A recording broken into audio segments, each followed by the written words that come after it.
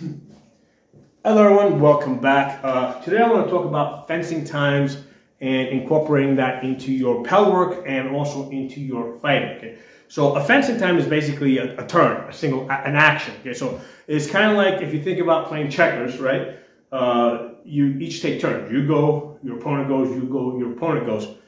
If you think back to when you were, I don't know, 6, 7 years old and you first learned how to start playing checkers, the easiest way for you to win in checkers was to take 2 turns, okay? You know, when your sibling wasn't looking. Or the easiest way for you to lose, right, is while you weren't paying attention, right, your sibling took 2 turns, okay? So if you can skip ahead, you have a pretty big advantage. Now, with regards to your sword fighting or your sword techniques, right, I'm going to start with my shoulder here. So each action counts as a turn, right, or a fencing time, or a beat, as people will refer to it. So if I start from my shoulder here, that's 1, 2, 3, 4, okay? So let's do it again. So 1, 2, right? So if I start my attack, that's my attack, and then my recovery counts as a fencing time, okay?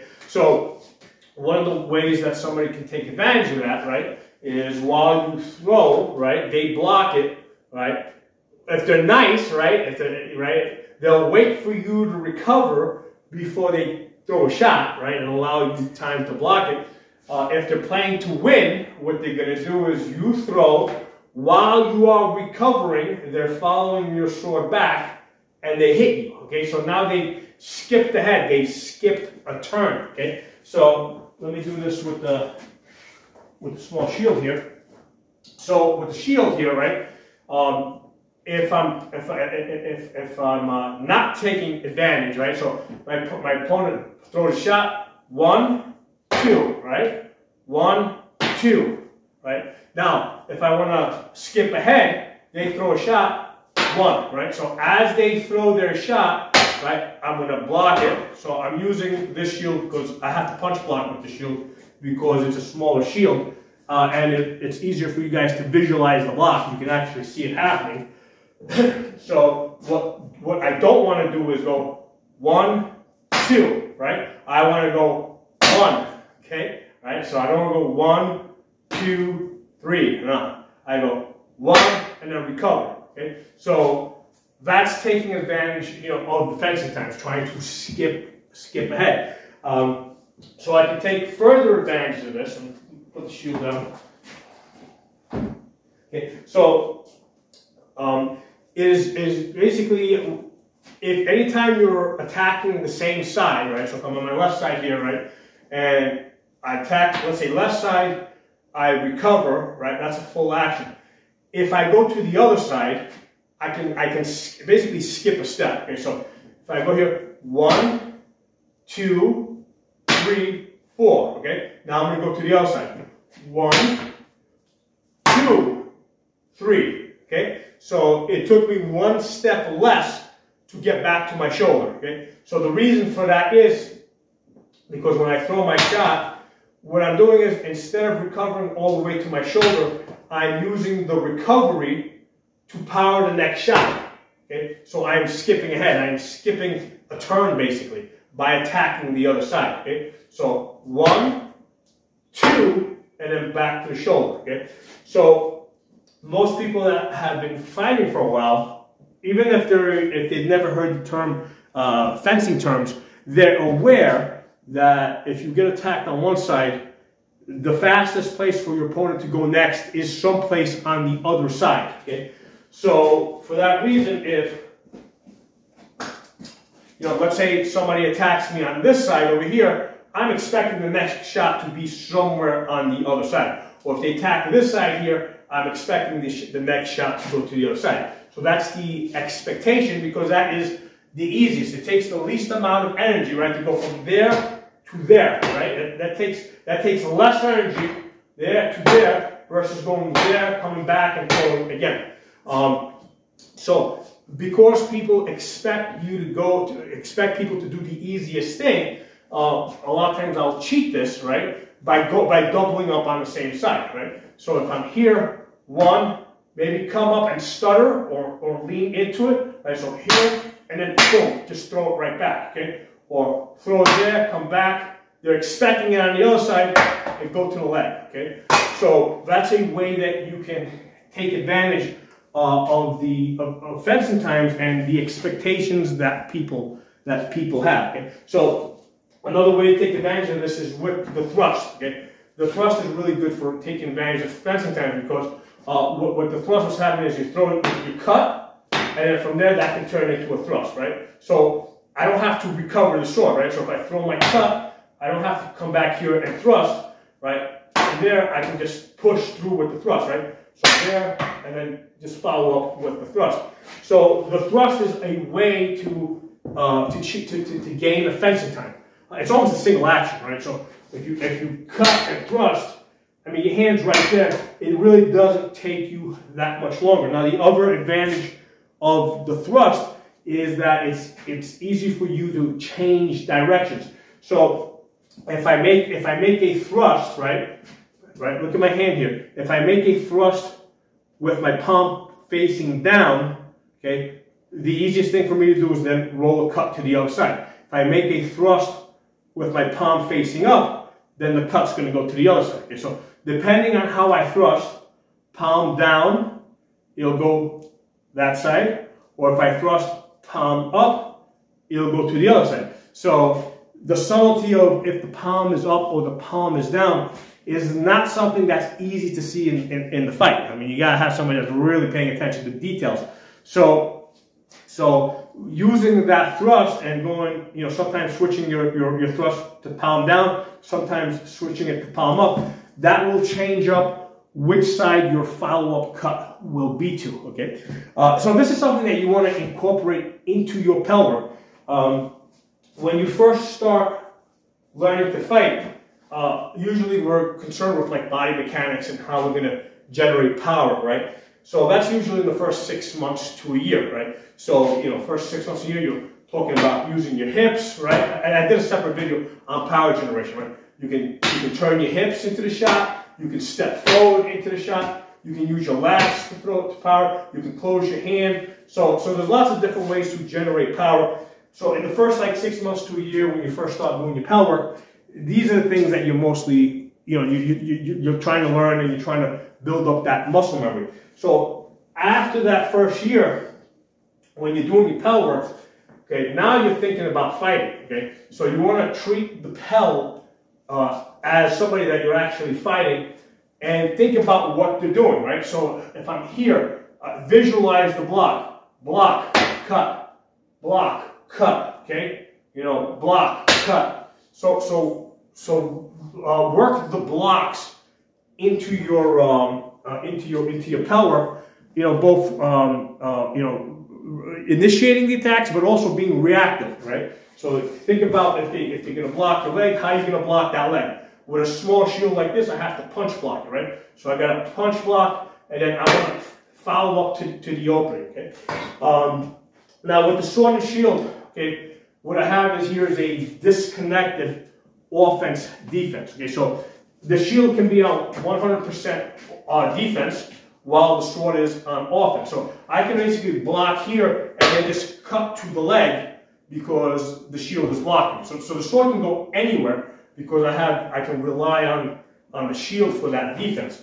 But if I go to a two-handed sword, put this down.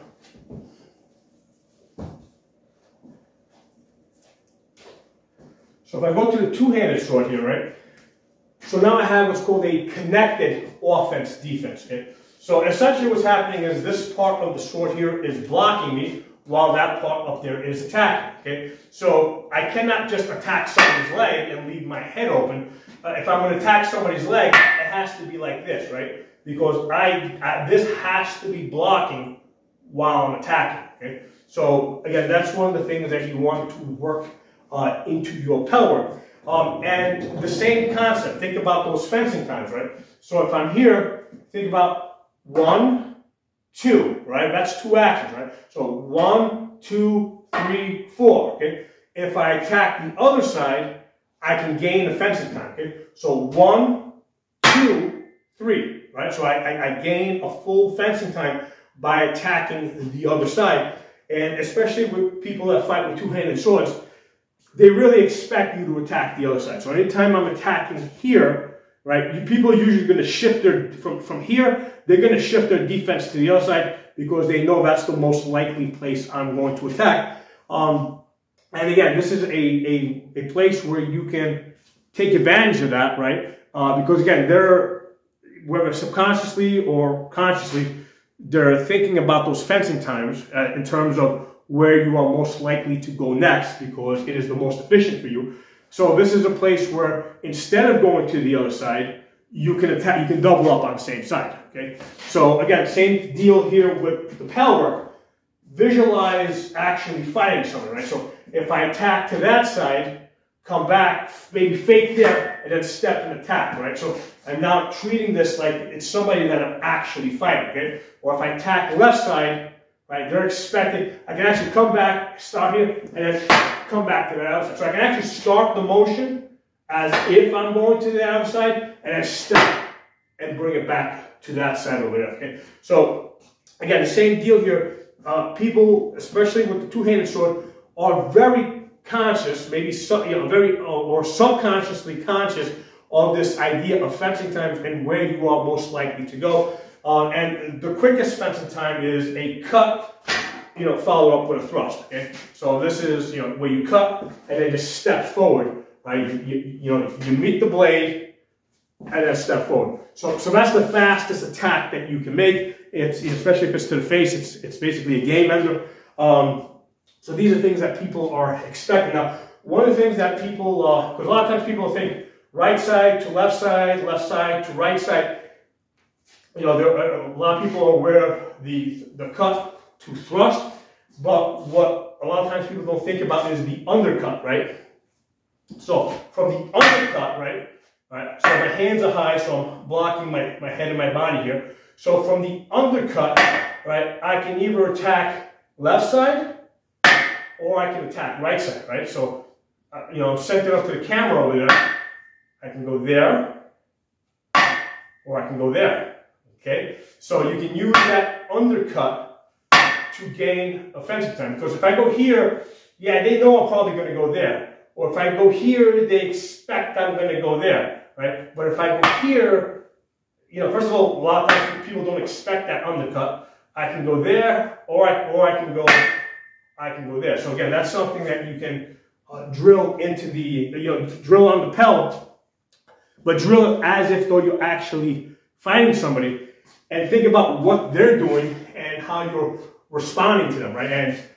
And be aware that, hey, you do something, they're going to do something. You do something, they're going to do something.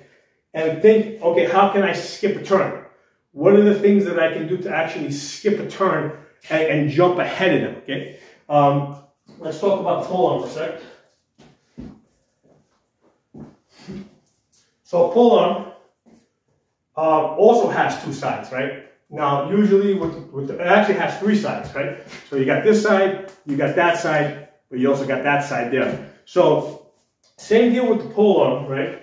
With the polearm, if I make a cut, right, the fastest thing is going to be to follow up with the thrust, right? So if I make it, now usually with the polearm, it's longer, there's more weight here, so people tend to favor their strong side. Strong side being if I'm leading with my right hand is strong side. I'm leading with my left hand, my left side is strong side. So with the two-handed sword, because this is light and your hands are close together, it is really not that hard to go to the other side, right? To the off side, right? Because your hands are together. I can just quickly switch it. I can go either way, right? Because my hands are so close together. But with the polearm, okay, because there's more weight here, and because as you're striking harder and faster, there's the weight of the head drives you forward. People tend to favor their strong side. Okay, so again, strong side is if you're fighting right-handed, your right side is going to be your strong side. If you're fighting left-handed, my left side is not my left side. So people are going to favor their strong side. But that, and the people that you're fighting are also going to anticipate that from you. And that's where you have an advantage that you can take advantage of, if you know how to attack the other side. So with the polearm, the easiest is a cut to the strong side, followed up by a thrust, or just a thrust, maybe followed up by a cut to that strong side. The fastest follow-up shot from there, right? Now with the sword, it's going to the other side, right? Because of the weight that's involved here, the fastest shot here is going to be with the butt spike, okay? Because what's happening is as I make my cut there, while this is recovering, that's setting up that for the thrust, okay? So that's my fastest shot, my fastest shot, to go from this side to that side, as opposed to, let's say, with the two-handed sword, or even with the one-handed sword, okay, my fastest cut's going to be from one side to the other, right? Because this is fast and light, so that's going to be my fastest. Okay? Same deal with this. Because this is really fast, because of the weight distribution on that, it's really fast to go from one side to the other. That's not going to be so fast with the polearm. Okay, the fastest here, right? Well, the fastest is going to be the follow, cut, thrust, and then from there, as you're recovering, as this is coming back, and people are usually looking at that, because if you just hit somebody with that, right, and they blocked it, and this is coming back, they're looking at that big scary head over there that they know it can hit them pretty hard. So as you're coming back, they're looking at that, they're not looking at that, okay? You just slide your head up and your hand up and you hit them like that. So that's going to be really your third fastest shot, right? Because the fastest is going to be cut to thrust, butt spike, right? And you can just play this back and forth, okay? The next fastest is going to be your back cut, okay? So the back cut is something that works best against a shield, right? Because if I try to do a back cut, let's talk about what the back cut is. Back cut is, instead of cutting there, I'm actually going to pull my arms in, right? So instead of letting the pole go there, I'm going to pull my arms in so that the pole comes through and then come back and hit you on the other side, okay? So I'm pulling, I'm using my body and I'm torquing back and I'm hitting you with the back side of the polearm, okay? So now in order to do that, like I said, I got to pull my arms here. If I'm fighting against another pole, yeah, I'm leaving myself wide open here. So it's not the best option against another pole. However, against a shield, right, which has a shorter sword, that's a good option, right? From here, now you can come back on this side and you can get on the inside of their shield, either with the cut or you can come in with the thrust, okay? So you do that by pulling short and coming back, okay? So that's a really fast shot against the shield man, okay? Again, against another pole, yeah, if you pull your arm short, you're leaving yourself wide open. So that's something you gotta be a little careful about. But you have another option for attacking the pole man on the other side. Okay? So the way you're going to attack on that side, right, is what you're going to do is you're going to take this hand here and you're going to drive that into your shoulder, okay, and that's how you get to the other side, or into your armpit rather. Right? You see how I'm doing that? So I'm driving into my armpit, right, and that's how you get to the other side. Okay. Right, so from there. I've shortened this up a lot now because of the short ceiling in here. Okay, all right. So from there you can actually tick-tock back and forth. There. So you can go back and forth once you learn this technique of swinging into your armpit. Okay, and then you attack there. So that's really quick. That allows you to attack either side. But one of the other things that I will do is and I'll do this with the greatsword as well.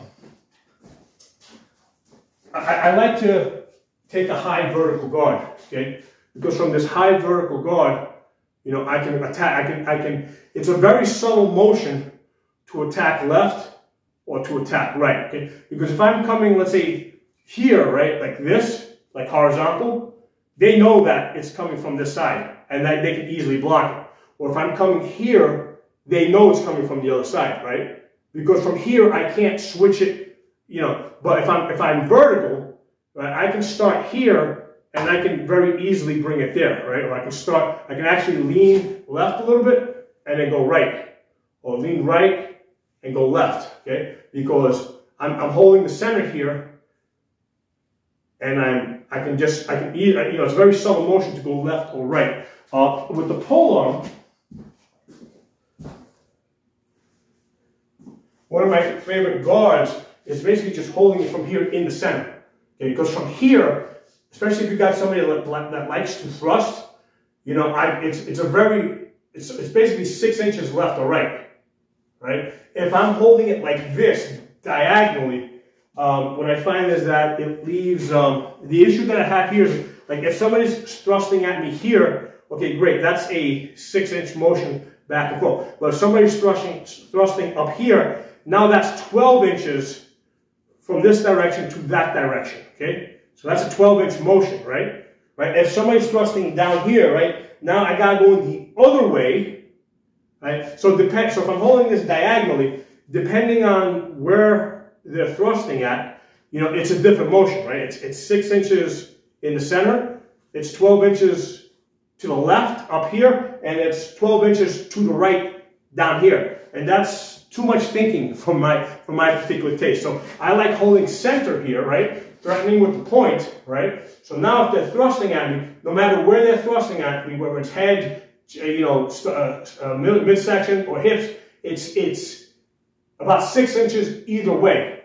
And then I have the ability to attack from there. And also from here, I'm in a position where I can, you know, it's a solo attack, where I want to attack left or right, I can attack either side.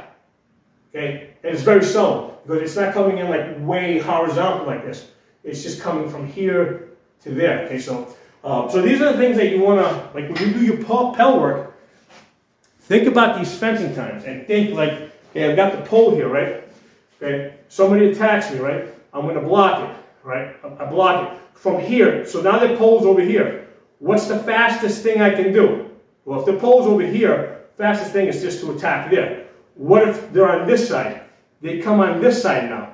What's the fastest thing to do from here if they come to that side? Well, here I got to cross my hands, but there I can throw the butt spike without crossing my hands, okay? So this is what I mean about visualizing the attacks, okay? So if they come on this side, I bring it over here, yeah, I can thrust, I can attack to this side. If they come on this side, I'm going to butt spike, because that's the easiest, okay? So as you visualize these, you know, the Pell actually attacking you, and think about what's the fastest response. Okay, what's the fastest thing to do?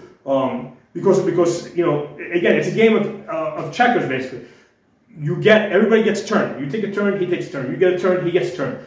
If you waste a turn, you're going to get killed. Okay, if you can get the other guy to waste a turn, you got the advantage. Okay, or if you can do something that takes, like, where you can kind of skip ahead, right? Like, for example, like a cut and to straight the thrust.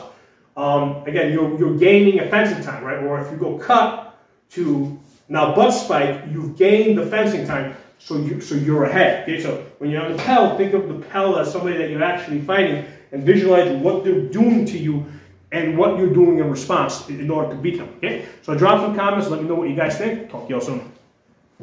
Hey everyone, I want to add one more thing with regards to the Pell work and treating the Pell like it's somebody that you're actually fighting. Because a lot of times I'll see people standing in front of the Pell and just throwing like non-stop combinations, okay? So we don't want like this huge difference between like what we do on the Pell and what we actually do when we're fighting, okay? So you might be able to stand in front of the Pell and throw like a 7, 8, 10 shot combination. But when you actually fight, do you throw that many combinations? Okay, especially when you've already been fighting for 3 or 4 minutes. Okay, most people, not all people, but most people don't do more than 2 or 3 shot combos. Okay, most people, when they fight, they're going to start from out of range, right? A lot of times they'll throw a shot. Maybe they'll throw a couple of sniping shots from out of range. Throw another shot to get in range. You know, do another, you know, combination, and then get back out of range, right? And assess the situation. So that's a more realistic way that most people fight. And unless you fight drastically different, right? Unless you're somebody that goes like belly to belly with people and just unloads non-stop combination. If that's the way you fight and that's how you want to fight, that's another story, right? Because now you're practicing what you want to do, okay? And we're not going to be discussing whether that's a good idea or bad idea right now in this video. But as long as you're practicing the way that you are actually going to fight, that's fine. But if the way that you fight is you'll throw 1 or 2 shots or 3 shots from out of range, get in a little closer, throw another 2-shot combos maybe, get back out, reassess, maybe get back in, going in and out from different angles. If that's what you normally do, then that's what you want to do on the Pell, right? That's how you want to practice.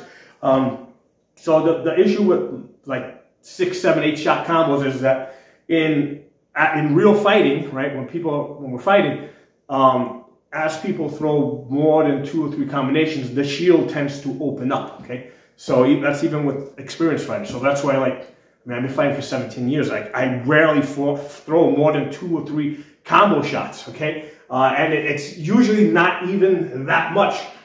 Usually the fake, right? A fake counts as a shot, right? Because that gets somebody to react. So it'll be fake, boom, boom, okay? And then I'm out and assessing what they did, right? Then fake, boom, out, okay? So that's more realistic to the way that I actually fight. So that's what I want to practice on the Pell. I don't want to do just like non-stop combinations. Okay? The other thing is with pursuing, right?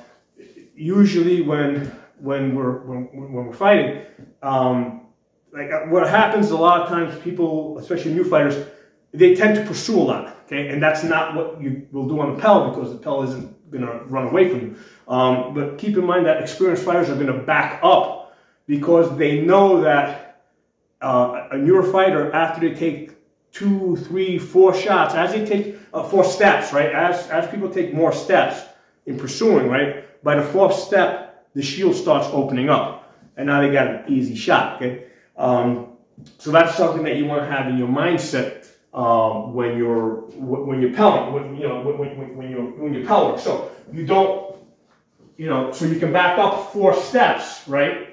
Right, and then you can practice how you're going to come in, right? Keeping the shield closed, right? Keeping your arm over as you step over, do your combo and then get out.